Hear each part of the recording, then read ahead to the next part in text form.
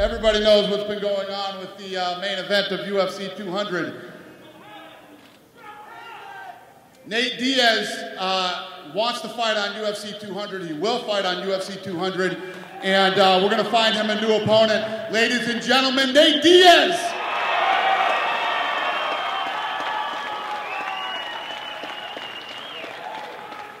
Yeah, Dana, I guess two questions. First one for you. I'll go after what that guy over there said. Where's McGregor? I think he's in Iceland. Can you give us an update what's going on with that? I mean, everybody knows. I mean, this thing is pretty much played out in the media. I mean, anybody who's sitting up here and anybody who's fought for the UFC over the last 16 years knows that, you know, we try to give as much leeway as we can on things, but you have to show up to promote the fight. You have to show up to the press conferences and shoot the commercials. I mean, is it too much to ask to try to shoot a commercial or to do the promotion for the fight?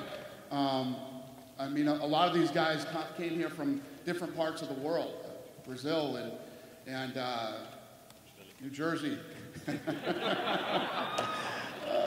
But you know, these guys all came. They have better things to do, and they're here. It's part of the job. It's what we do here. It is what it is. Who is Nate going to fight? I don't know. We're going to figure that out. Obviously, we couldn't.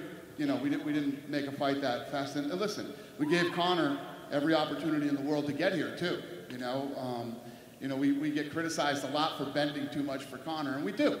You know, Conor is a guy who has stepped up and fought in big fights on short notice, and I respect Conor very much as a fighter, and I like him. But you have to show up and do this stuff. I just wanted to ask you, Nate, how have you taken all this? And so right now you don't really know who you're going to fight.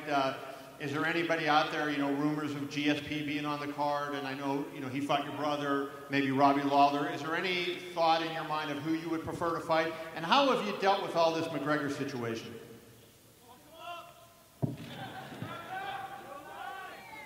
I came to fight Conor McGregor, and I don't really have too much interest in anybody else.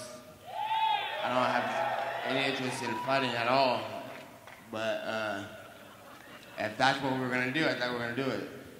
Dana, just to be clear, everything that you said is 100% accurate and fair, but there is still nobody sitting there.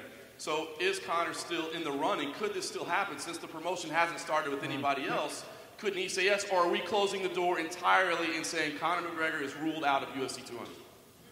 Listen, I just don't see how that's fair. You know what I mean? He came in from Stockton, you know, days ago, Poland, you know, Brazil, and the list goes on, where these people have come from all over the world, you know. And I get it. It's tough when you have to, you know, when you have to leave everything you got going up. The fight's 3 months away. The fight's still 3 months away. That's why we do it this early, so we try not to interfere with their training and their lives and everything else. It's just part of the deal. These guys came. Listen. I was talking to some of the guys backstage, the fighter, you know, they would like Conor to fight on the card too. People want Conor to fight. So do the fans, the media, everybody. You think I don't want Conor to fight? Of course I do. But it's not right. You can't not show up for this stuff. You can't do it. It's not right. Definitively ruling him out at this point. Yeah. Just want to make sure. Do you see? Yes. Holy shit. Just want to be clear. And then one other question for you. Khabib Nurmagomedov said that he was offered a fight with George St. Pierre at UFC 200. I just wanted to verify the accuracy of that and find out, does that mean that George is committed to potentially fighting either? To the best of my knowledge, that is completely inaccurate. Yeah, I wasn't in that meeting. Fair enough, thank you. If I could for Misha, please. Misha, after your last victory, of course, we immediately started wondering what was next, and the conversation was, is it Holly, is it Ronda? You end up with Amanda instead. What's your take on that, you know, when they came to you with the offer? Question for Nate. I mean, you've said that you still want to fight Conor McGregor UFC 200. If they're saying that it's not fair to everybody else, that you guys showed up and that he didn't, do you care one way or the other that he's not standing over there? Yeah, I don't care. He wanted to fight. I didn't even want the fight. I didn't ask for the fight. But they want to make this fight happen. And it was going to be a big deal. And if I'm going to fight, it's going to be a big deal. Because I've been fought everybody for nothing all the time anyway. Or, you know what I'm saying? I want a big fight, big things. And if it's going to happen, we're going to do it. If not, then, like, I'm not doing shit. You know what I'm saying? And then if he wants to fight and he's not here, I don't know what these guys think. I don't care. Whatever.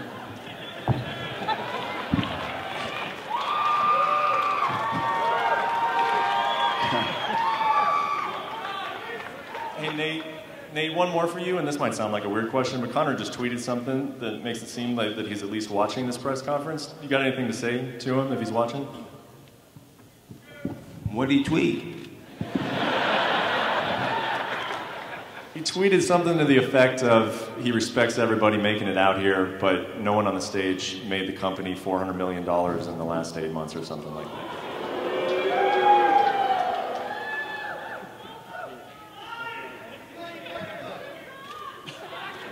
Conor got his ass beat.